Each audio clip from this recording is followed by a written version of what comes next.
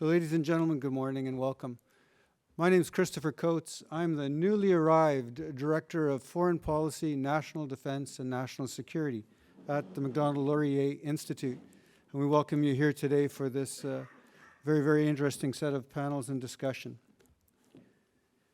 Today's agenda, and there's a copy of it on your table, promises to be a very interesting exploration of topics that have not received the attention they deserved. I'm pleased to see so many of you here and ready to engage and share your time and questions with each other. I was asked to provide some opening remarks today and perhaps tie this to my experiences.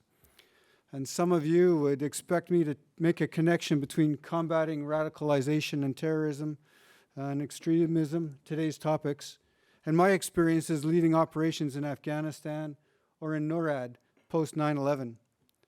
And while those experiences do provide a viewpoint and involved efforts aimed at reducing terrorism and extremism threats that affected Canada and our allies, that's not what I'm going to address today. But today's topics resonate for me as a reflection of Canada's opportunistic pursuit of progressive liberalism in both its international affairs and in the domestic arena, and the unchecked challenges and dangers that has created. Through my military career, I saw Canada and Canadians consistently moving away from their military as a serious instrument of foreign policy. There was less and less value placed on defending national interests and increasingly focused on the small L liberal ideals of international cooperation, the infallible sanctity of the rules-based international order, and an almost unlimited belief in the power of international institutions. While cooperation, the RBIO, and institutions are valuable, they're not self-fulfilling. It takes energy, engagement, and some degree of investment to achieve these objectives. What Canadians are discovering, and what was apparent to many senior military leaders, was that without the will and ability to drive towards these aims, the international order was dissolving, if not disintegrating. Canada's interests were not being served by an apathetic approach to the international order. It wasn't just about the military. Other aspects of Canada's international engagements and activities, trade, economy, development, culture, communications, and others should have been necessary contributors to protecting the international order and in securing Canada's national interests. But like defense, these other elements of power have not been applied in ways that would effectively shape the international environment. In my experience in defense, I noted that Canada lacked the options to secure our national interests, to promote the rules-based international order, and certainly was unable to lead other nations in compelling or convincing ways. We clearly were unable to deter unacceptable behavior, notwithstanding that often it was not clear that we were even interested in serious deterrence. The result of that is we now find ourselves in a world that has significantly departed from the directions that Canada sought and believed in, and that pose significant challenges to our national interest, and with few options to get ourselves back on the desired path. I accept that this is not all a result of Canada's failures, but when we've not been part of the solution, then perhaps we were part of the problem. At this point, I want to evoke an analogy that everyone will be familiar with, that of the boiling frog. The water temperature has gotten uncomfortably warm, and last week, Prime Minister Carney indicated that it was time for Canada to get out of the pot and to get serious about our military capabilities. While it would be a discussion for another day, I'd suggest the jury's still out on whether or not Canada's frog manages to escape in time. So how do my experiences in defense connect with today's topic and topics? Just like in international relations, Canada has been overly committed to small L liberal ideals in the domestic security arena. The unquestioning belief in, or at least acceptance of, ideals such as individual rights, tolerance, and inclusion have not been accompanied by a Canadian capacity or belief in the need to shape society, prevent abuse, deter aggressions, or compel compliance with Canada's fundamental values and the rule of law. The pursuit of those ideals created a society that was the envy of the world in certain ways, one with an extreme openness and tolerance.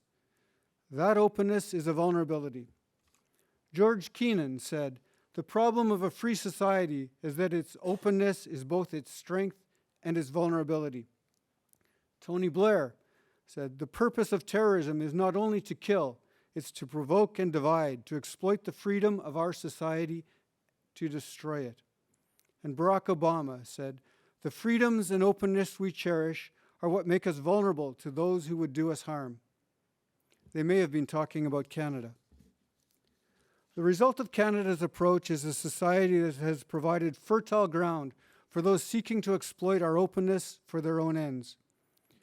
Our commitment to an open, tolerant, and inclusive society has come at the expense of the long-term safety and security of our populations.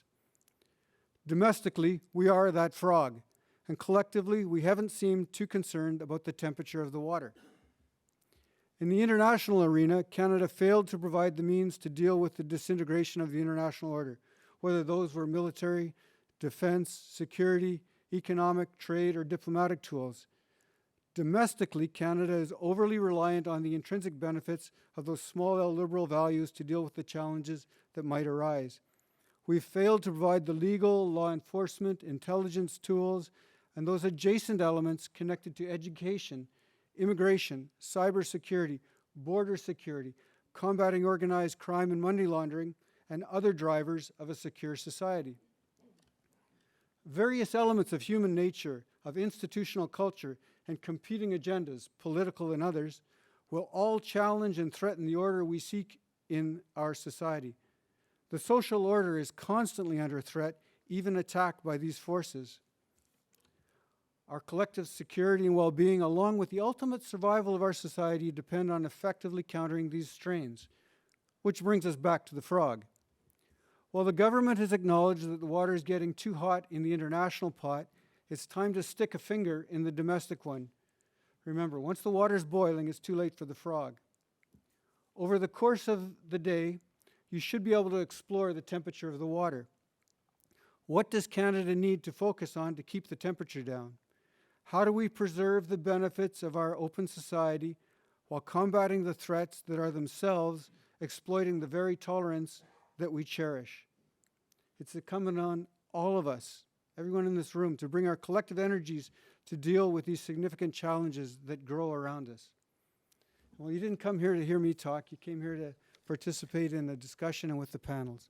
So how are we going to do that today? We're going to have two panels today. The first, signs of collapse, will proceed in a moment, and the second one after our break will be the tipping point. We have a great host of speakers and panelists to talk to you, and a couple of fantastic moderators. And so, without further ado, what I'd like to do with those opening remarks is turn it over to Dan, the first moderator, to get the first panel going.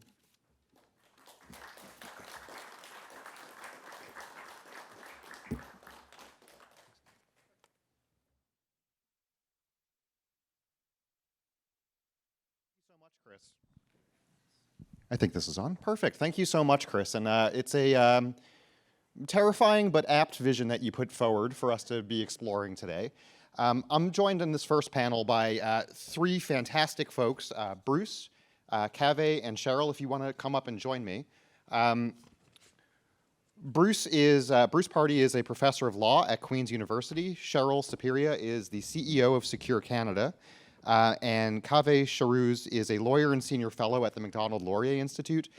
I could try to introduce each of you, but you're going to introduce yourselves way better than I ever could. So maybe just to kick things off, Sheryl, I'll pass it over to you. If you could each introduce yourself and then briefly just put forward one big idea on our topic that we're discussing today, which is anti-Semitism and extremism. One that's a very difficult topic, one that's very real, one that we see on the streets of Canada every single day since October 7th, and one that is perhaps a very good way to test the water temperature as it is right now in Canada. Thank you. Good morning, everybody. Just a few weeks ago, 2 staff members from the Israeli embassy were shot in cold blood in Washington, D.C., just outside of an American Jewish Committee event. And as the suspect was taken into custody, he yelled, "Free Palestine." So you have a communist activist murdering a Christian-Jewish couple in the name of an Islamist cause. And I think what it shows is just how multifaceted, multidimensional modern anti-Semitism is. And in this particular instance,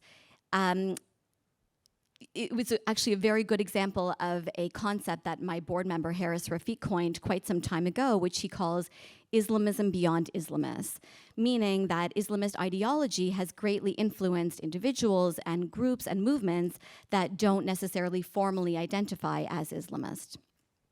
So the alleged perpetrator was supposedly linked to a US-based Marxist group that celebrated Hamas and endorsed violent resistance as a legitimate tactic. And we know that these ideas did not arise in a vacuum. They've been steadily normalized in classrooms, on university campuses, and in public protests that have increasingly veered towards intimidation and lawlessness. The same ideology that has been used to rationalize vandalism and campus occupations is now being used to rationalize murder. And this is not just about anti-Semitism. This is about a broader anti-Western ideology that celebrates violence and rejects liberal democratic values. And our governments at all levels, this is not a partisan statement, federal, provincial, municipal, our governments have not done enough. They have not done enough. They have failed to give unequivocal direction to our law enforcement, to our institutions, to shut down unlawful activity. They have failed to protect our most sacred values. Those include the rejection of mob violence and upholding of the rule of law. And these should not be seen as partisan. These responsibilities don't belong on the right or the left.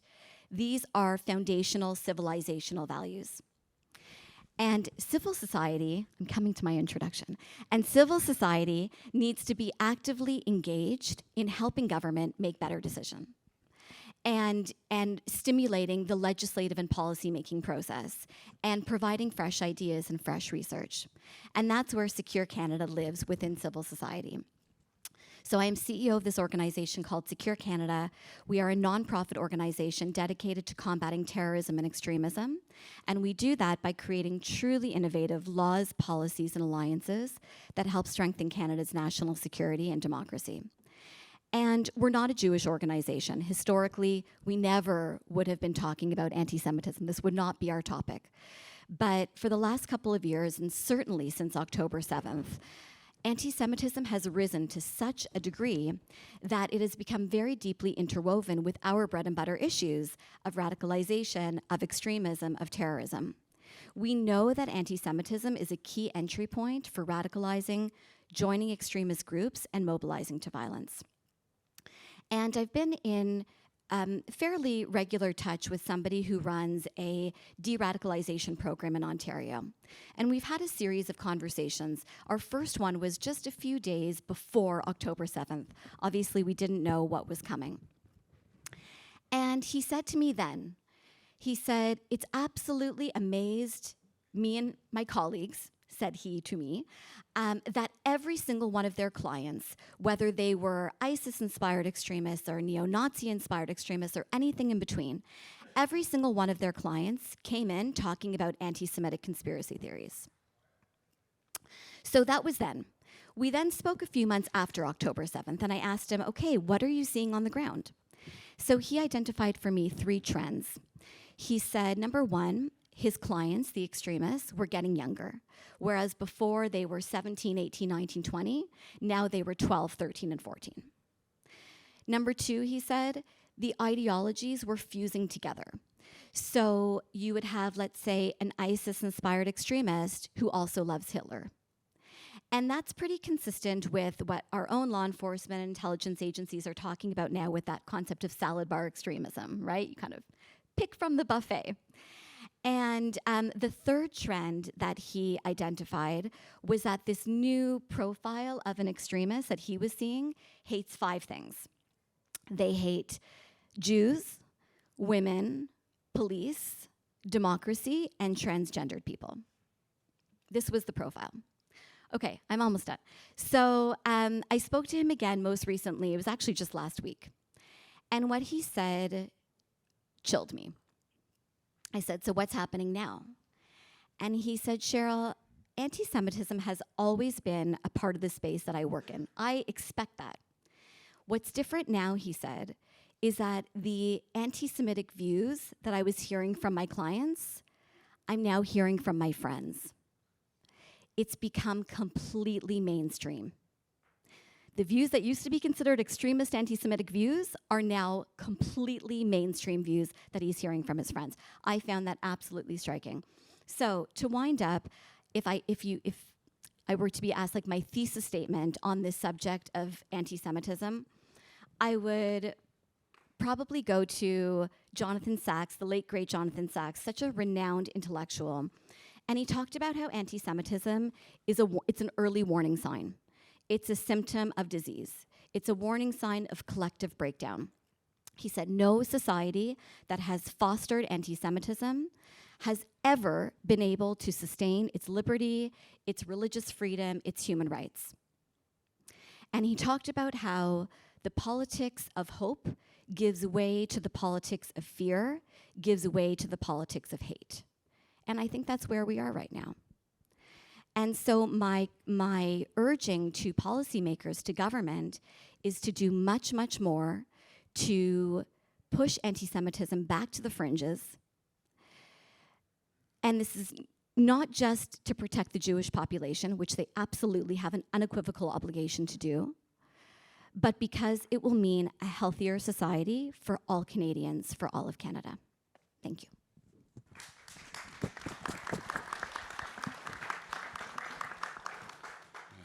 It's hard to go after that, but yeah. Good morning, everybody. Thank you all for being here, and a special thank you to my colleagues and friends at the Macdonald-Laurier Institute for putting on such an important event. My name is Kaveh Shahrooz. Yes, absolutely. Yeah, long overdue. My name is Kaveh Shahrooz. I'm a lawyer. I'm a senior fellow with the Macdonald-Laurier Institute, and I work a lot. I was born in Iran, lived there for a number of years, and moved to Canada when I was 10 years old, but I've never sort of lost touch with Iran, and Iran is a really important part of my activism and my sort of scholarly work to the extent that I can do it. And of the different hats that I wear, there's also another one. I occasionally teach courses at the University of Toronto. And as I was reflecting on today's event and today's theme, sort of how it is that we've arrived at this moment of rising extremism, rising anti-Semitism, I was reminded of a course that I once taught at the University of Toronto, and it's a course that I called Liberalism and Its Discontents. And I always began that course by asking the students, usually third or fourth year undergrad students, what ideological system do we live in? And it's interesting, you know, if you have young people in your life, ask them that question. It's interesting. And the common answer that I would get from students is that, well, we don't have an ideological system, right? The students would say, well, like Venezuela has ideology, like North Korea has ideology. We don't have ideology. We just live in reality. This is the default. And where I would go from there, I would share with them the sort of the famous parable of the fish. I don't know if you know that story, but let me repeat it for those that may not know it. A couple of young fish, they're swimming in the water, and they pass an older fish, and the older fish nods to them and says, "Hey boys, you know, how's the water?" And then the younger ones look to one another and they say, "Well, what's water?" Right? The point is that we're often blind to the fundamental conditions that surround us. Like, we live in an ideological system, but many, especially those, and this is the point I want to stress, especially those that are born and raised in the West, unlike me, who has seen a different system. I was born in Iran. But a lot of those that are born and raised in the West, they don't recognize that we have an ideological system, but we do, and it's a system called liberalism. You know, liberalism is an ideology. It protects free speech. It protects due process. It protects individual rights. It's the belief system that a person standing in society is not dependent on their race, their religion, their background, but it's based on their merit and their character. And it's the framework and it's the ideology that's delivered unprecedented freedom and prosperity, and not just for the majority, but especially for minorities. And unfortunately, I think we're losing sight of the value of liberalism and liberal democracy. And as we lose sight of it, as this sort of fades from our collective memory and awareness, we see people, especially younger people, drawn to alternative ideologies. And as I said, the course I teach is called Liberalism and its Discontents. It's the discontents that tend to be attracting a lot more people, and that's both from the far left and from the far right. And I think this is a really, really dangerous development. And it's particularly dangerous because liberalism is not the norm in history. It's actually the exception.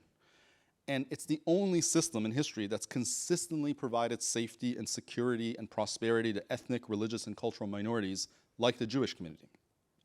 And today, liberalism is under attack. It's under attack from the far right, the populists and ethno-nationalists and the blood and soil types who define belonging by sort of where you were born and your link to ancestral homelands and things like that. And it's being challenged by the far left, the so-called woke progressives, who have these critical ideologies, critical race theory, critical legal theory, and so on. They reduce individuals to simple group identities, and they view all human relationships through the lens of power and oppression. And so when liberalism is weakened, it's extremism and it's anti-Semitism that gain ground. The far right, they see, and this is something we've seen very much in the 20th century, it's nothing new, the far right sees Jews as outsiders. They're foreign to this kind of national identity. And the far left, and this is a newer development, casts Jews as the agents of privilege and power. And it's the absence of that strong liberal center that's the problem. And it's our leaders who are too often failing to push back. And I totally echo what Sheryl was saying earlier. It's not one party, it's not one level of government. This is a failure across the board. And they hesitate, because perhaps they don't understand why this system is worth defending, they hesitate to defend liberal principles. They hesitate to call out protests and rhetoric that threatens our vulnerable communities. They hesitate to ask hard questions about whether the newcomers that are coming to this country share these foundational values. And I want to be clear, this last sentence I said could, in other places get me in trouble, but I want to be clear. I believe in immigration. I think immigration is wonderful. I'm a beneficiary of it. But we also have to be honest about the importance of integration, not just into our economy, but into our values and our foundational beliefs. And when we fail to do that, we also fail to defend our vulnerable people. We also fail to defend other liberal societies abroad that are under attack. And because we forget why they're worth defending. And the results is that now we see open Holocaust denial and the rewriting of history, largely on the right. Every day I open my Twitter/X account and there's some Holocaust denial tweet that has garnered thousands upon thousands of likes and retweets. And we see Jewish schools in Toronto, where I live, requiring police protection. Just a kilometer down the road from me is a Jewish school that always has a police van outside of it because young kids are being threatened. This is horrendous. This is what's happening in Canada in 2025. So what do we have to do? I think we need to reaffirm our commitment to liberalism. We have to teach our children early and often why liberal principles matter. That a person's moral worth is not defined by their race or by their religion. That a society in which women can thrive is better than a society where they cannot. And that we have to stand with other democracies when they're under attack. Liberalism is not perfect, but it's precious and it's worth defending, and the only way we can defend it is by recognizing that this is water and we live in it and it served us well. Thank you.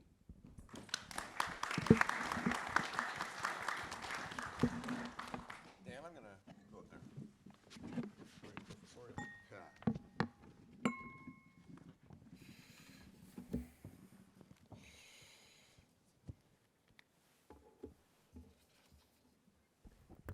This working all right? Good.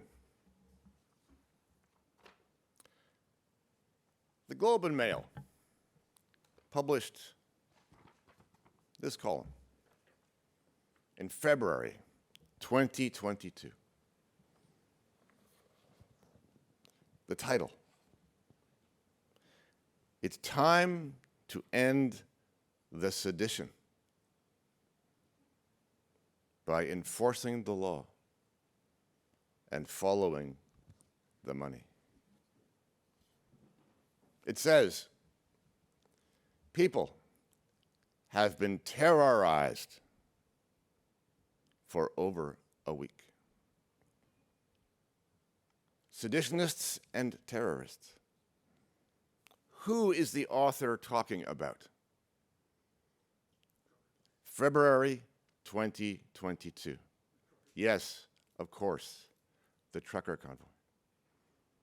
No violence, no weapons, no assaults, no storming of Parliament, parking violations, peaceful protest, road hockey, dancing in the snow, unkind words about the government. Seditionists and terrorists. Who is the author of this column? One Mark Carney, now the Prime Minister. Our ruling class has lost its compass. We are here to have a policy discussion. But debates about policy assume that governments are doing their best to achieve good outcomes for their citizens, that they act in good faith, that they are rational and reasonable, that they are persuaded by evidence. It's not so. What does government fear? Not foreign powers infiltrating the society, not organized crime, not rampant immigration or open borders, not hundreds of thousands of undocumented aliens in our midst, not Islamists calling for the end of Canada, not mobs of pro-Hamas supporters demanding death to the Jews, not violent criminals who get bail and light sentences and early release, not arsonists burning down churches. What does the Canadian government fear more than anything else? I think the answer is obvious. They fear Canadian citizens. The government is woke. It is post-national. It is post-liberal. And it is managerial. Its enemies, among many others, include traditional Christians, but especially the Jews. Extremism and anti-Semitism are rising. The culture is in doubt. We think it's a policy mistake. The policy will be fixed if only we can make them understand. They understand. The problem is not bad policy. The problem is the power that the state has acquired to manage and reform, remake society as it sees fit. And that project is well advanced. The problem, or if you like, the greatest threat to the liberty, security, privacy, and prosperity of Canadian citizens is Canadian government.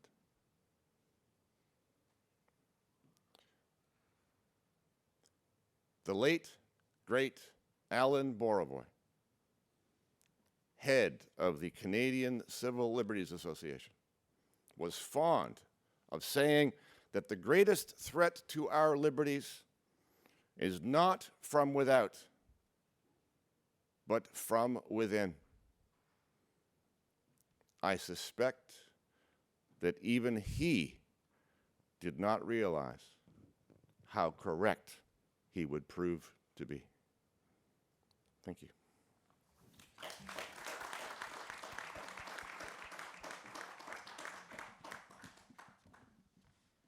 Thanks. So Bruce, while you were talking, this quote from Donald Savoy came into my mind. Donald Savoy is a fantastic thinker about the way that the Canadian government works and the way that our administrative state works. And he said that if Canada were a hockey team, and maybe it's too early to joke about hockey given Edmonton this week, but if Canada were a hockey team, if our government were a hockey team, it would just be 6 guys in the net. We are such a defensive system. We're not out there trying to score goals. We're just trying to keep things going as they are. Suffice it to say, if you're also the frog in the water, if I can mix some metaphors here, you have to stay within a system. Changes are happening around you, but there has to be some constants. So Canada hasn't seen any major terrorist attacks. We haven't seen the type of anti-Semitic physical violence like what's happened in the United States or what's happened in France. Our authorities have disrupted planned anti-Semitic terrorist activities, including high school students who allegedly here in Ottawa were planning an attack against the local Jewish community. So if one were in this system of playing goalies, it would feel like the system is sort of operating as it should, even though it's incredibly uncomfortable and incredibly dangerous feeling. So with that in mind, and I'll put this question forward to each of you, what do you think policymakers should be thinking about differently? What exactly is this threat to Canadians at an individual level and at a collective level that they should be protecting against if they are currently successfully protecting against actual terrorist activities?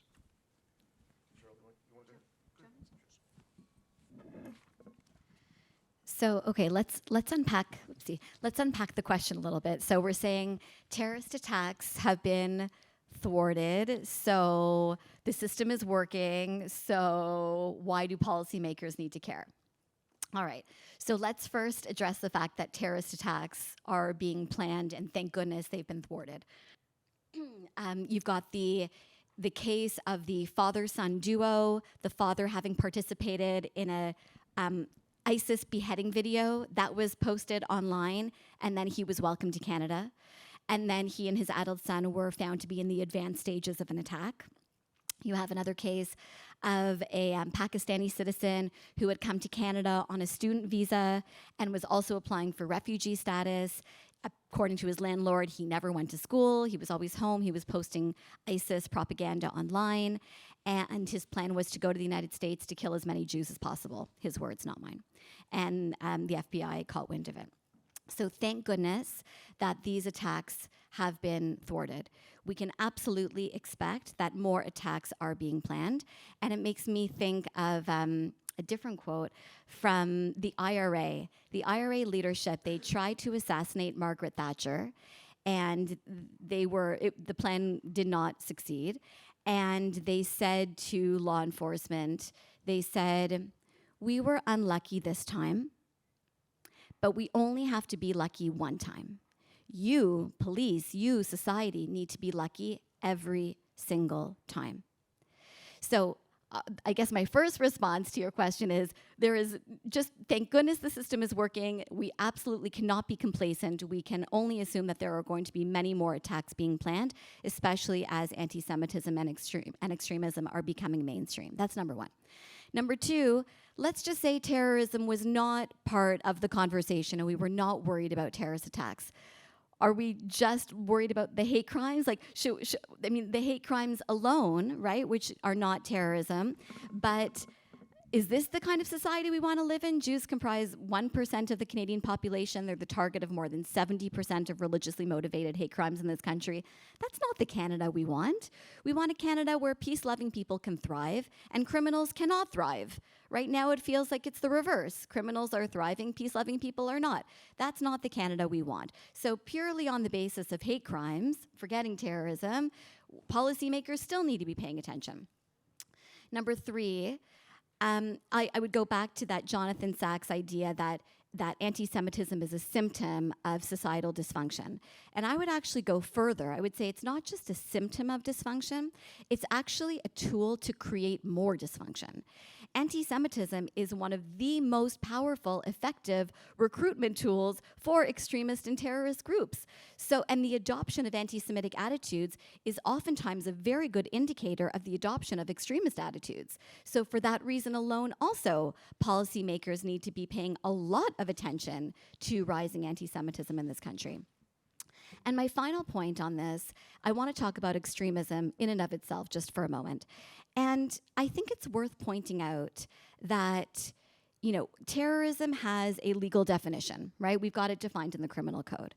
And violent extremism, I don't think it has necessarily a legal definition, but there's a working definition that the government uses for violent extremism. There is no definition that we use consistently for extremism. And in part, that's because, experts have pointed out that extremism doesn't have a semantic core that tells you what it's in relation to. It's a relational term, and you can only talk about extremism in relation to what is ordinary. And I believe that we have lost our sense, Kaveh, this is very similar to what you're talking about with what's our water? Our water is liberalism. What's our ordinary? Canadians don't know anymore. What is the Canadian ordinary? We've lost our sense of what our key values are. What is our core identity? And in the absence of being very clear on what is Canadian ordinary, we are losing our capacity to call out what is extremist and what is therefore unacceptable. And there's a wonderful essay by the late Senator Daniel Monahan in the United States, and he talked about this concept of defining deviancy down. And he talked about how in a society where deviant behavior becomes too widespread, that you're not able to cope with all the deviancy, what does a government do? They define it down so that what was once stigmatized is destigmatized. Crime rates aren't up because that thing that you're doing now isn't a crime anymore, right? And that's exactly what I am so terrified is going to be happening here with regard to extremism and anti-Semitism. What used to be the fringe is now the mainstream. Let's just not call it fringy and extremist anymore. It's okay. So we have to be absolutely vigilant as a country to get back in touch with who we are, what we stand for, and then being crystal clear on condemning extremism and anti-Semitism. Sure. So, the question of, why should they focus on anti-Semitism and extremism? I think any reasonable person would understand that this threat is, I think in my view, immediate and it's profound, and it's both at the individual level and also, I think, a matter of national security and national cohesion. So at the individual level, I mentioned earlier I live close to a school called Bialik in Toronto. I think you know it's close to you, yeah. And just outside of it, there's like always a giant police van parked. And I drive by it every single day, and I'm terrified. And not just terrified, but I'm also disgusted by the fact that there are children that have to go to school under this kind of protection. What message does that send about our society? Jewish Canadians are living in fear. Jewish children are living in fear. And when a child can't attend school without police protection, when synagogues require around-the-clock security, when Jewish students can't attend their classes because they're being harassed or they're being excluded. Obviously, this is, on an individual level, this is horrendous. But it's also a threat to the very concept of belonging in our society. The message that it sends is that some Canadians are less than. They're less safe, they're less welcome, they're less protected than others. I think that's a horrendous attack on some of the foundations of this country. But really, the threat goes beyond just the Jewish community, right? As Sheryl has mentioned, anti-Semitism is the canary in the coal mine. It's one of the oldest hatreds. It's an incredibly adaptable form of hatred, as we talked about. Both the right and the left seem to be able to use it, and people kind of select which conspiracies they want. But somehow, anti-Semitism is always in the mix. And it always tends to rise when liberal democratic norms are in decline. And so when anti-Semitism spreads, it's sort of like this cancerous tumor, and it destroys all the other guardrails in society, and it also tells you that the guardrails are being destroyed. The things that protect minorities, the things that ensure peaceful disagreements, that uphold the rule of law, all these things are being weakened. And this sort of anti-Semitism and extremism, what it does is it also undermines the very foundations of Canadian democracy.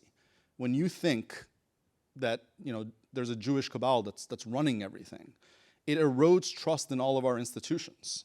It polarizes our communities. It replaces reason, debate, and discourse, which is foundational to a democracy, with just this wild, crazy conspiratorial thinking. And it opens the doors to violence. And I think we're beginning to see more and more of that play out. We see it every day. We saw it with the shooting that Sheryl alluded to earlier today. We see it on our university campuses. We see the targeting of journalists, academics, and we see it on our streets every single day. So the threat is this: if we don't defend liberalism, if we don't stand up and speak out on this stuff, if we don't reiterate and defend our values, we risk losing the very system that's made Canada one of the most free, prosperous, and pluralistic societies in the world. Canada's not perfect, but it's really one of the best societies that's ever existed in history. And it's worth actually standing up and saying that. To those people on the streets that are calling Canada a so-called state, I want to put the challenge to them: show me a better society throughout history. And if you can't, then it's worth defending this society rather than ripping it down. I agree with my fellow panelists, except to this extent. I think they're being much too optimistic. Liberalism was the water in which we swam. That water has been changed when you weren't looking. The law is not what you think that it is. Those liberal values we've been talking about, the rule of law, equal application of the law, equal treatment by the law, and so on and so forth, separation of powers. Those ideas are heralded in rhetoric and dismissed in behavior. We do not have a system that is governed by the rule of law. We do not. It's not the way the government works. Powers are not separated in any meaningful way between legislature and executive, or even courts. The law does not protect people equally. It has been the law in this country since 1989. It's a myth. The U.S. has a constitutional right to equal protection of the law. We have a charter section, Section 15.1, that suggests the same. That is not what it means. The Supreme Court has said that over and over and over again. We have institutionalized the idea that different rules apply to different people, depending upon who you are, depending upon what your skin looks like, depending upon what your lineage is, or depending upon what your religion is. Here's the way this works. In social justice thinking, there is a power pyramid. Some groups are at the top, and some are victims down below. And the project of the whole enterprise is to flip the pyramid on its head, to make the powerful powerless, and to make the powerless powerful. And to do that, basically, anything is justified. And on the top are, as you will know, the white, straight, male, Christian, but especially Jewish people. And on the bottom are all the usual suspects. Okay? Stop living in the past. This country has been transformed. Don't be a Luddite. See it for what it is. Don't wish for yesterday. Yesterday is gone. The reason we have 6 goalies in the net is because we invited people onto the ice we shouldn't be playing with. They're already here. They're inside the rink. And the game is not being governed by a referee who is applying an even hand. Not neutral. We do not have neutral referees now in this post-liberal society. This is not just a policy problem. This is deeply embedded now. And we're going to have to be much more imaginative to try and figure out a way out.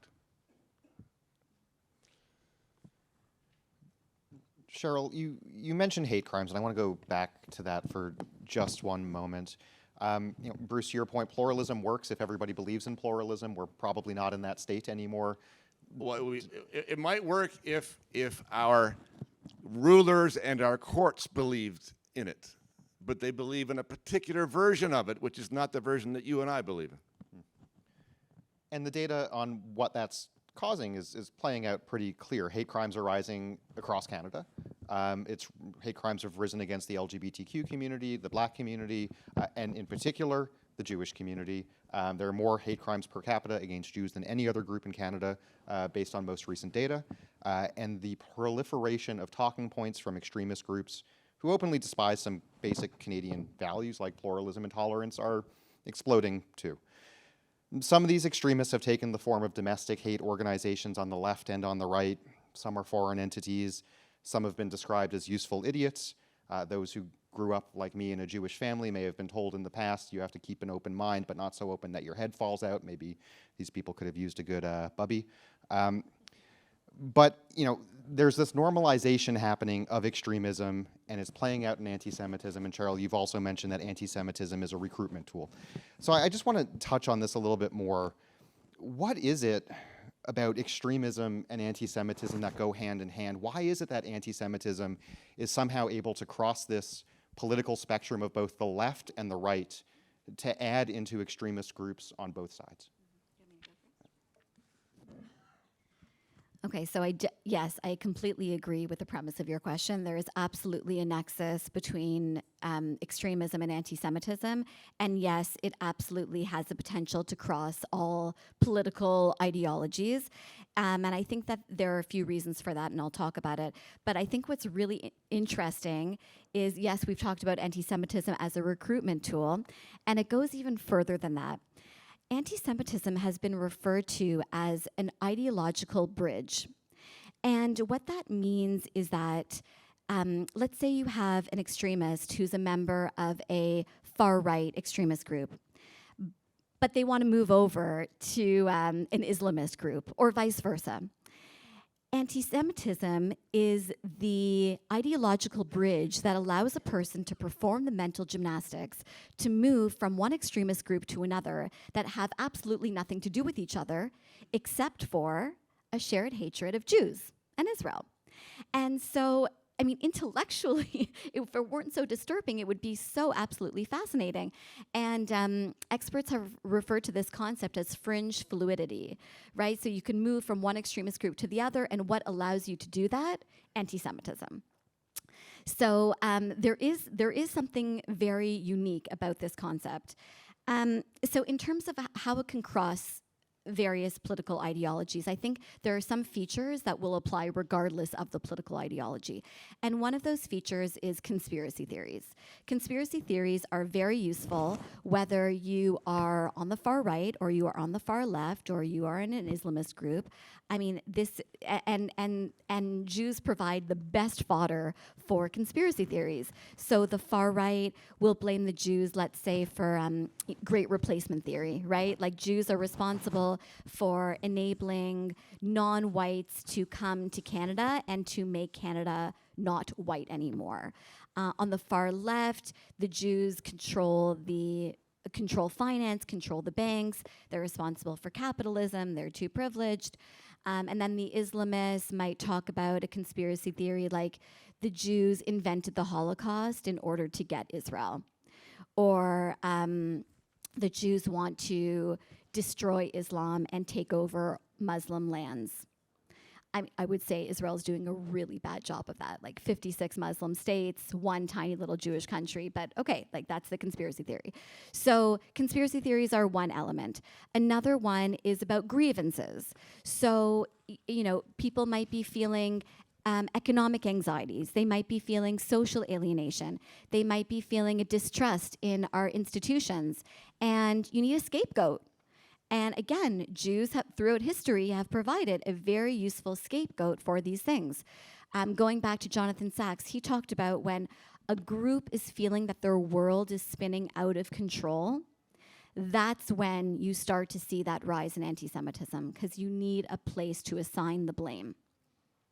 The third thing I will talk about that will allow anti-Semitism again to cross is online radicalization, right? Like the online world has changed society, and once an idea nests online, it's going to defy all borders, all boundaries.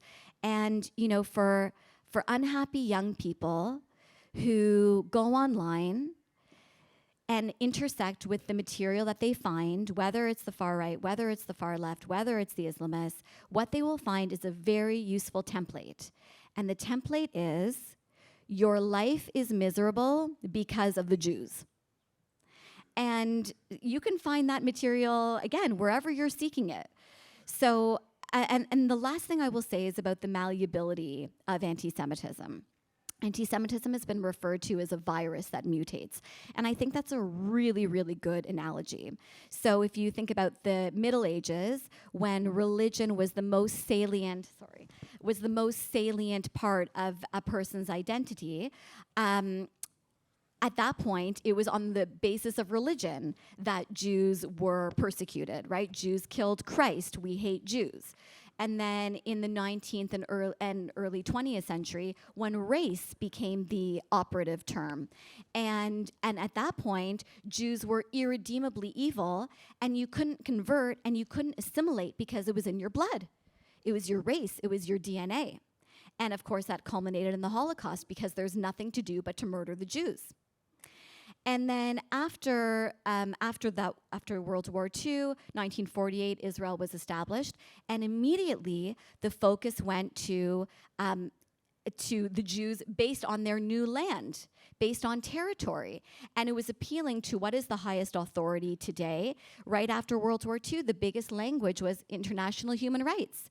So immediately, the hatred against Jews turned towards human rights violations that Israel was being accused of. Immediately, talks of genocide and ethnic cleansing and apartheid. And I would say that continues to this day with an added element of anti-Semitism today, which is what Bruce was referring to as well within social justice language. But now Jews are seen as, what is the epitome of evil today? White, racist, colonizing, privileged oppressors. And that's what Jews are today. And that is what is evil, that is what they are. So I would say for all of those reasons, anti-Semitism has been able to defy all political borders. Kaveh, Bruce, do either of you have anything to add to that? Only this. In my view, the most dangerous people may not be the people on the street marching and chanting and wanting death to the Jews. You can see them. You can know what they think. You can defend yourself against them, those people. But the most dangerous people may be the ones who have made that possible. That is, if you like, the slightly suicidal people, who I don't understand at all. And I'm talking about, if you like, the Christian and Jewish social justice warriors. I spoke at a conference last fall called Woke Antisemitism. Okay? That's redundant. Woke is anti-Semitic. There is no other flavor. So if you are a social justice warrior and you are Jewish, you are acting against yourself. And it is those kinds of people, not just Jewish ones, but social justice people from all over Canadian society, who have insisted that we get to where we are right now. Those are the people who perplex me. Great answers on the part of the other panelists. I'm not sure I have that much to add, except I think the reason why anti-Semitism is so easily able to sort of go to either extreme left, extreme right, is that it is a rejection of kind of what is at the center. And I've kept banging this drum today, but I will keep banging it because I think it's so essential. Canada is founded on this liberal democratic idea. Much of the West is founded on this liberal democratic idea that your identity, your immutable characteristics, your religion, these things don't matter. This is not morally significant. What matters is your character, how you behave, your education, your effort, these kinds of things. And extremists on both sides reject this core idea, right? To them, identity is everything. For the right, identity is based on blood and soil. It's based on where you were born, based on your race, that kind of stuff. For the left, identity is what matters, but as Bruce was saying, the inverse pyramid. Identity is the thing that determines the level of power that you have, and all that matters is whether or not you are relationally more powerful than others. And so, in this weird analysis, the Jews that have been victimized throughout history, that have been the victim of the greatest genocide that any of us can remember throughout history, they are somehow deemed to be the powerful. And that's what they both share. They both share this rejection of this central concept that it's the individual that matters rather than the collective. And that's why I keep stressing this idea of we have to emphasize these liberal democratic values. And if we lose sight of that, if we stop defending it, it's the extremes that are going to become more powerful. Kaveh, you've written quite a bit about identity politics and how that intersects with anti-Semitism and extremism. And, I'm thinking right now in my mind of a certain union in Ontario that right before October 7th was out marching on the front lines on LGBTQ rights issues, and now is currently organizing a protest in support of the Ayatollah. Talk about weird combinations of things. You've written about the foreign dynamics also that are fueling the rise of extremism globally. And you've argued that there's this broader alignment of extremist fundamentalist movements trying to create support for theocratic governments. So what is the nature of this foreign influence and the diaspora identity politics that we're seeing in Canada right now? And what do you think public policy makers should be thinking about in order to either mitigate the damages or mitigate the risks that are happening, or alternatively, more proactively do something about what we're seeing? Great question. Yeah, it is a question I think about a lot, and it intersects with much of the work that I do focused on human rights in Iran, because I think the Iranian regime is one of the worst purveyors of this kind of foreign interference and effort to extend its tentacles into the West. And the way it does it is through several different mechanisms. I mean, first of all, follow the money. It funds a lot of this bad activity. It funds both Iran. Increasingly, we're learning about Qatar and the role that it plays. Funding universities. Iran does it covertly. Qatar more overtly, and it sort of tries to skew our institutions so that. For several different reasons. One, just to sow chaos. I mean, I think the chaos in our streets tends to undermine trust in institutions and so on and so forth. It does it also to change the general kind of narrative of the truth and the history that we all believe to be true, right? So what it does is it celebrates Hamas, for example, as being liberationists. But you look at the people that have to live under Hamas, and you look at the conditions under which they live, and there's nothing about that says liberation. It's misery. And I can speak to that firsthand, having been born and raised in Iran, the godfather of Hamas and Hezbollah. That is not a life that anybody wants, and it's, you see Iranian people take to the streets constantly to fight against that, right? But Westerners often don't understand this, and they view this conflict through this bizarre lens. And that's really the whole idea, is just to get people confused about who the perpetrators are and who the victims are. And the other thing that these regimes do is, sending people. This is what takes up a lot of my time, is trying to identify folks with ties to Iran's regime that have found their way into places like Canada, and they live comfortably. Some of them are well known, but a lot of them are kind of just blend into the population. And their role is to sow chaos. And their role is to kind of allow these ideas to fester and allow them to find a voice in our university campuses, in our workplaces, in our government, and elsewhere. So all in all, I think this foreign interference, woke identity politics, there is this nexus where foreign governments are trying to sow chaos in our societies, and they found this incredible ideological outlook, especially among the left, that allows their policy goals to be advanced in our societies. And we have to be really, really mindful of that. And I regret to say that I think our government certainly hasn't been paying attention. We're trying to wake them up, but not to great success so far. And you mentioned the exploitation in the university system. Bruce, you are a university professor. Since October 7th, we've seen a real realignment of what we understand to be common values to not actually mean what we think they are, like free speech and academic freedom. In the past few years, the trajectory's leaned less towards free speech and academic freedom if that speech or academic inquiry could be perceived as harmful to a certain group. Since October 7th, we've seen a massive pushback, and suddenly everybody on campus seems to be a free speech advocate and purist. Obviously, a lot of this has been tied to things that are good principles, but now turned into something different. We're not quite sure what to make of them anymore. How have our laws tried to strike a balance between freedom of speech and academic inquiry? How is this being used on campuses? What is the trajectory that we should be looking at, and what should we be making of it? Yeah, good question. So most people in this arena are guilty of hypocrisy, right? On both sides of this. You know the old saying attributed to Voltaire by his biographer. I disagree with what you say, but I will defend to the death your right to say it. Okay? Most people don't believe that. Most people will say, oh, yes, free speech, but not that.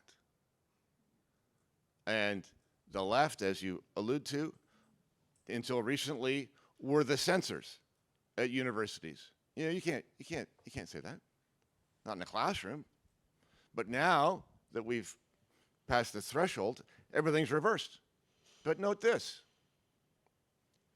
If we really do believe in liberal values, and I agree that we should,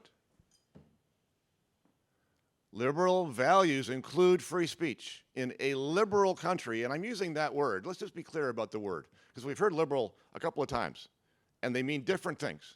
The liberal that we're talking about right now is a classical liberal, liberty, freedom, rule of law version of liberal. Not the left woke social justice version of liberal. Let's not confuse them. But in a liberal country, you are allowed to utter hate speech. In a free country, you are allowed to hate other people, and you are allowed to say that you do. That is free speech. So, for some people now to say, oh, well, you can't express hatred for the Jews, that is illiberal. So be careful what your values are. The problem is that once we've created this problem, it's going to seem like we require illiberal policies to fix it. And that's no route to reestablishing a liberal society. Once the thing is in, you've got a problem. Okay, so to your legal question, the law does this very badly, very, very badly. It is not principled. Our Canadian law of free speech is not principled. It is utilitarian. The Supreme Court has said, well, it says free speech in the Charter. Yeah, okay, free speech, as long as it serves the group. That's not free speech. That's serving the group. The whole point of having individual rights is so that you do not have to serve the group. You do not have to serve democracy. You do not have to lead to the truth. You are allowed, in a truly liberal society, you are allowed to express your thoughts for the sole reason that those thoughts are yours. With, for my money, with the one exception that you cannot advocate or threaten violence. But if you're not doing that, say whatever you want. That is not the law of speech as it presently exists in this country, nowhere close to it. So Bruce, I mean, freedom of speech obviously does not mean freedom from social consequence if you say stupid things. Of course. Of course. So you know, we are in a dynamic right now where there's quite a bit of pushback against the consequences that people who speak anti-Semitic things then face. What would you say to those people? I'm not sure I understand the question. Elaborate for me. Sure. Yeah. So as you know, in the U.S., there have been groups who have tracked anti-Semitic speech on campus and elsewhere. You know, we've heard stories here in Canada about people facing academic or job discipline as a result of virulent anti-Semitic speech. You know, that is something that I would argue they should face a social consequence for. Right. Often there is a pushback saying, but hey, wait a minute, free speech, I'm allowed to go out and say this. Yep. What's your response to that? So let's talk about the university context. It's a very good example. We had one just a few days ago. A professor, I believe, at TMU was accused of that very thing. And the administration was asked to discipline him. Okay? No, that's entirely the wrong idea. Free speech is not about the speech itself, it's about authority. As soon as you go down the road of saying, you can't say that, what you are saying is there ought to be some other authority who decides what's proper speech. That's exactly what you do not want. That is going to burn you in the end. Because whatever authority you create is going to be turned on you, especially in this climate. That's what happens in a social justice world. You establish an authority to enforce standards that you think you believe in, and that authority takes your standards, crushes them, reverses them, and now you're the victim. So don't give in to that. You must give that professor who expresses bad ideas the freedom to do that so that everybody knows he's an idiot. Don't try and hold it in. Don't try and hide his stupidity and then allow people who disagree to point and say, look at what he said, and to criticize it.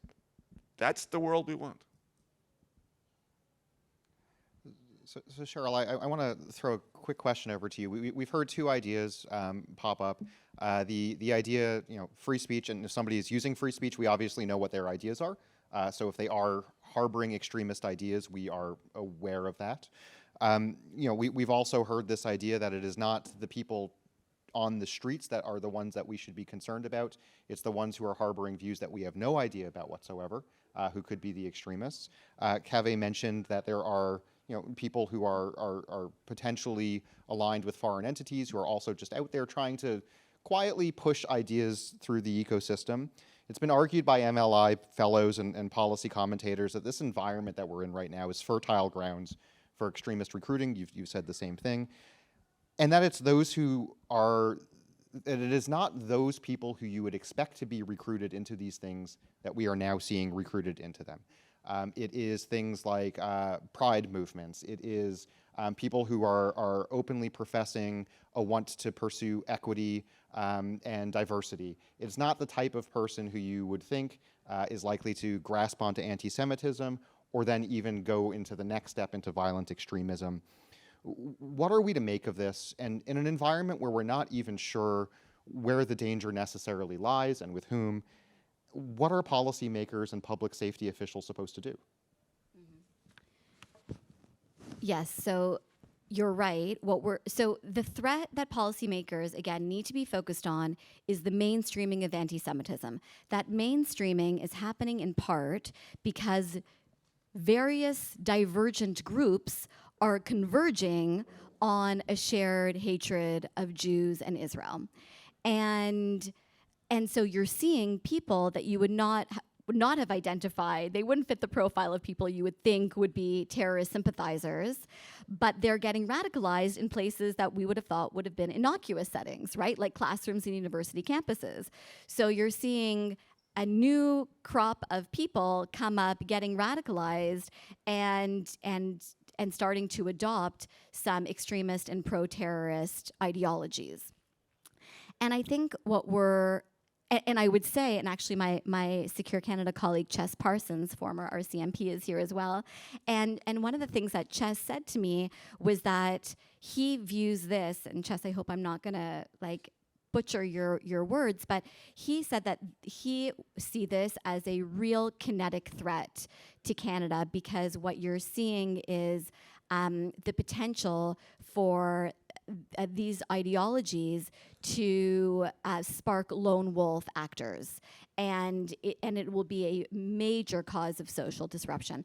And I think what we're really talking about is the Red-Green Alliance. I mean, that is a large part of the issue today, and that Red-Green Alliance, I'm sure you're all familiar, but the red refers to the far left, and the green refers to the Islamists, and even though they do not have very much in common, they have found some issues to converge, to agree on, which include a shared hatred of Jews in Israel, and I suppose also a hatred of capitalism, a rejection of what they consider Western imperialism, and a hatred of the broader democratic order. Now, there is a huge moral incoherence to this alliance, right? And anti-Semitism really is the ideological glue, because there is so much that they don't agree on. And it makes you just want to tear your hair out when you see the LGBTQ groups or feminist groups that are supporting Hamas and chanting Islamist slogans and globalize the Intifada. And like these groups that you are chanting in favor of and the regimes that they represent are theocratic, misogynistic, homophobic, totally illiberal. They will happily push gay people off the tops of buildings, and yet you're calling to globalize the Intifada and free Palestine. So, I mean, the moral incoherence is absolutely tremendous. I do want to say, though, and I believe that the Red-Green Alliance is the biggest threat in terms of what we're seeing with respect to the mainstreaming of anti-Semitism. But I will just add one quick point, which is that absolutely anti-Semitism is coming up in the far right as well, and we can't be blind to that. And Ron Dreyer recently did a really excellent analysis of totalitarianism emerging from among right-wing males. And that totalitarianism is expressing itself most primarily as anti-Semitism. And so Ron Dreyer, in this analysis, he interviews a ton of people. This was based in the States. And so he, for instance, interviewed a Christian professor at a university down south. And this professor said, look, when I was coming up, support for Israel was a cultural marker for evangelicals like me. Okay, fine, my students don't want to actively support Israel. I can live with that. But to see them standing up and being 100% anti-Semitic is shocking to me, said this professor. And another person interviewed talked about how his autistic teenage son had gotten radicalized and was full-blown anti-Semitic thanks to just being online reading right-wing materials.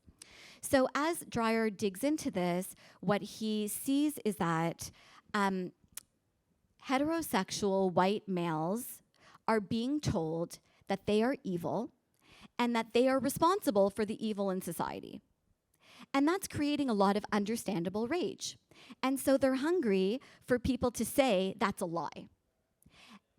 The problem is that some of the people who are willing to say that's a lie, which it is, are people who are interested in weaponizing that rage. And so suddenly there's, you should blame the Jews. Jewish intellectuals are the ones who are coming up with the idea that heterosexual white males are the evil of all society. So suddenly that those angry males are turning their sights, their hatred, their rage onto the Jews. So anti-Semitism is emerging there too, and I think it's really important that policymakers be paying attention to it from all sides, from the far right, from the far left, and from the Islamists.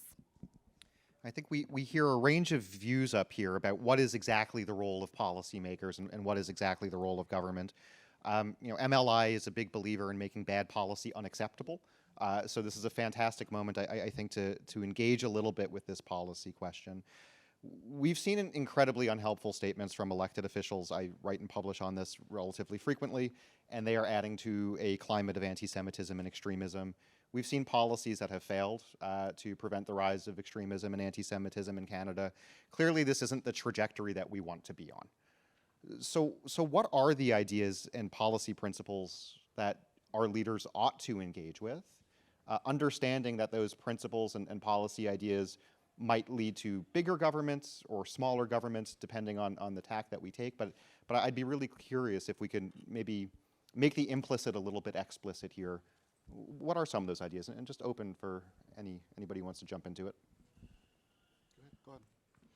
Well, I would suggest as a first ask to challenge our authorities, and by that I mean a very, very broad idea, federal, provincial, legislatures, courts, to do away with the Canadian idea of equity.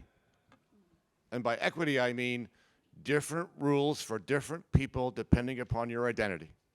Because for my money, that is one of the ideas that at the bottom of all of this. Now, that won't happen in a million years. But as long as it does not happen, you still have a problem. And the other policies that fiddle around on the surface, trying to discourage people from thinking this or saying that, for my money, that is a waste of time, because you are not getting at the institutional problem. It is institutionally entrenched. If you want to dig it out, then let's dig it out and say, that was wrong from the beginning. You have to change it. And all you people in government, all you people in universities who have built your careers on that idea are wrong. Until that happens, nothing really can happen. So let me take a crack at this as well. There are a few policy suggestions or general approaches that I think might be somewhat useful. I don't think they will solve the problem entirely, but I think they might help. They will help. First of all, I alluded earlier to the foreign interference problem. This is a problem this is eating away. This is a cancer that's eating away at our body politic. And we ought to take it much more seriously. I'm glad that we now have the vocabulary for it. We're talking about it. We had in my view, not a very great commission that studied it, and the report that I put out was not good. But at least we're talking about it. But this needs to stay front and center of the radar of our federal government. We need to figure out how these bad actors, especially governments like Iran, the Islamists, how they're trying to interfere in our politics, how they're trying to steer our discourse and our narratives in their favored direction. So this is key. Secondly, I alluded to this in my opening remarks. As I said, I'm a beneficiary of immigration. Canada is a nation of immigrants. We need immigrants. I think it's a moral imperative that our doors be open to people that need to come here to find safety and refuge. But we have to be smarter about this. It just can't be that we open our doors and let everybody in. There has to be a much better vetting of who is coming into our country.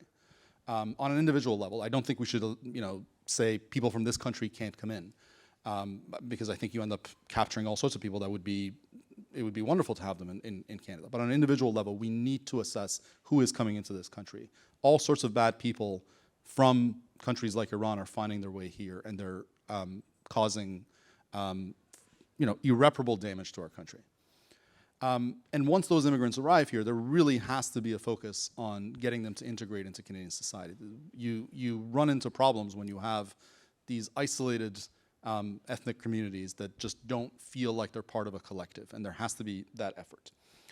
The next thing is not so much a policy suggestion as just an attitude shift. We have to be proud of Canada, and we have to be proud of Western values, and we have to be proud of liberal democracy. For the past decade, I would say, people have been shying away from Canadian history and pride in this country, and it almost feels like they always have to apologize for it. Yes, our record is not perfect. No country's record is. But again, I put that challenge to anyone out there. Name a better society in history. I don't think you can. And our politicians and our policymakers ought to be proud of this and challenge anyone that wants to tear Canada down to name something better. And they can't. They will not be able to. At the university level, I mean, this is not government per se, but I would encourage the leadership at universities. Increasingly, I hope Bruce will disagree with me on this. I think more and more universities in Canada and the US are becoming institutionally neutral, which I think is the right thing to be. They don't have to get involved in every political debate. They really should try to foster free speech in its truest sense in universities. And finally, other institutions, I would say, I think Sheryl pointed at something interesting where she said, there's a lot of rage among, young men, especially young heterosexual men. And I think they're right to be angry, right? A lot of people are right to be angry at the media, at public health officials, at various institutions, because those institutions have been failing them. And once people get angry, they look for perpetrators, and they look at the Jews, and the globalists this, and they get drawn into conspiracy theories. It's really those institutions that ought to be thinking about better serving their constituencies and their stakeholders. Our institutions have really let us down. Our media has let us down. Our public health authorities have let us down. They need to do better, and if they do a better job, there will just be less societal outrage and less societal anger and a less fertile recruiting ground for these extremists. Can I add one short thing? I think we need to think about government differently. I agree with the point about the foreign government interference and so on. There's a line that you may recognize from Adam Smith. It goes something like, "It is not for the generosity of the butcher and the baker that we get our dinner, but for their regard for their self-interest." We accept the concept that everybody acts in their own self-interest when they're doing commercial things. But we forget that as soon as they're in government. One of the reasons that foreign governments are succeeding in spreading influence is that our own people are acting in their own self-interest. But we are relying upon their honor. That's not the way it works. Everybody acts in their own self-interest. And for that reason, we should be suspicious of everyone who has power over us, because they're not acting for us, they're acting for them. I agree the government should be much more concerned about this kind of activity, but they don't seem to be. Why? Because they're benefiting from it. At least some of them are. That's what the report said. And we still don't know who they are. Okay. So if we can get our heads around the idea that the people in power are going to act honorably in our self-interest and do the best for the country. No, they don't. We need a better system of government so that it is not possible to dishonor the Constitution. If it is possible to dishonor it, it will be dishonored. Sheryl, I know Secure Canada has been thinking a lot about these types of policy questions too. I'm really curious, what are some of these frameworks that we ought to be engaging with? So my colleague Sophie Millman, who will be speaking this afternoon, she will often remind me, if you want to eat the elephant, you have to eat it in small bites. And so I try, it feels like an overwhelming job to try to fix what we are seeing in Canada today. And I think that we have to try to categorize it, right? So you look at the universities, I think there's specific things that you can do, for instance, in the universities. I think there can be more ideological diversity among professors. I think that there can be forums where there can be civil discourse, where people can learn to debate the issues properly. I think foreign funding, Kaveh, you talked about foreign interference, that for sure, and I would say foreign funding in particular, I don't think that Canadian nonprofits, including universities, should be accepting money, should be allowed to accept money from authoritarian foreign regimes. That money doesn't come free. It comes with strings attached. It comes with ideologies so I think, so that would be on the university side. I think immigration, I feel like we all need to say, yes, we are pro-immigration. I too am pro-immigration. I too am the product of Canada's generous immigration system. But there are absolutely, and I know this is a topic for this afternoon, so I won't get into it, but there are absolutely things that can be done to strengthen Canada's national security when it comes to immigration. I would say ditch the identity politics. We have to return to an idea of pluralism that allows for diverse identities to be able to exist, coexist peacefully within a shared civic framework. And related to that, we do need to do better in terms of our national identity and national values, which we've talked about a few times. This post-national state is not working for us. And I in no way am suggesting a melting pot. That's not the Canadian vision. But there has to be something that binds us together.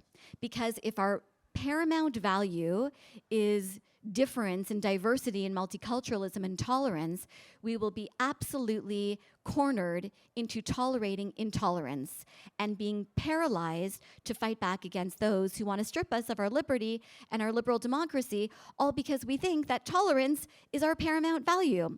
So there needs to be something that brings us together and that people can identify as like a shared bond instead of just the identity politics.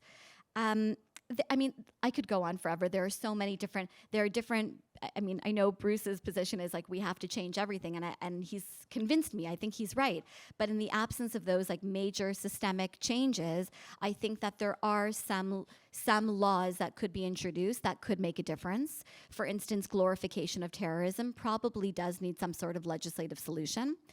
At the same time, enforce the law as it currently stands. There are some good laws on the books, and they exist at the federal and provincial and municipal level, and they are not being enforced. And my understanding is that police officers do want to do their jobs, but they do not feel that they have the moral support of the political class. So enforcement of the law is a really, really significant one.